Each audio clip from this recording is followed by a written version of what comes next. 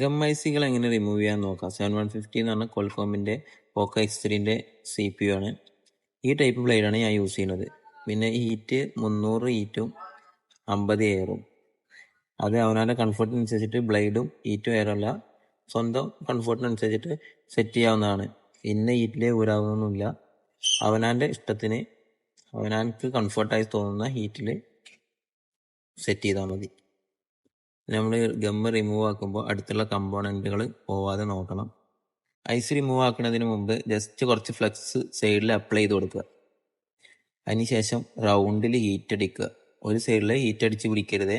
കൂടുതൽ ഹീറ്റ് സെൻറ്ററിൽ ഹീറ്റ് അടിച്ച് കഴിഞ്ഞാൽ ഐസ് പോവാൻ ചാൻസ് കൂടുതലാണ്. അതിനുശേഷം കുറച്ച് ഹീറ്റായി എന്ന് തോന്നുമ്പോൾ സൈഡിൽ നിന്ന് ബ്ലേഡ് ചെറുതായി കയറ്റി കൊടുക്കുക. വലിയ പ്രഷർ കൊടുക്കരുത്. പ്രഷർ കൊടുത്തു കഴിഞ്ഞാൽ പ്രിന്റ് പോവാൻ ചാൻസ് കൂടുതലാണ്. മെല്ലെ ട്രൈ ചെയ്ത് നോക്കുക ബ്ലേഡ് കയറുന്നുണ്ടോയെന്ന്. ഇല്ലെങ്കിൽ പ്രഷർ ചെയ്യരുത്. അതിനുശേഷം ജസ്റ്റ് ഒന്നുകൂടി ഹീറ്റ് അടിച്ചിട്ട് മെല്ലെ കയറ്റി കൊടുക്കുക. അതിനുശേഷം മെല്ലെ പൊക്കി കൊടുക്കുക. എല്ലാ പ്രഷർ കൊടുക്കരുത്.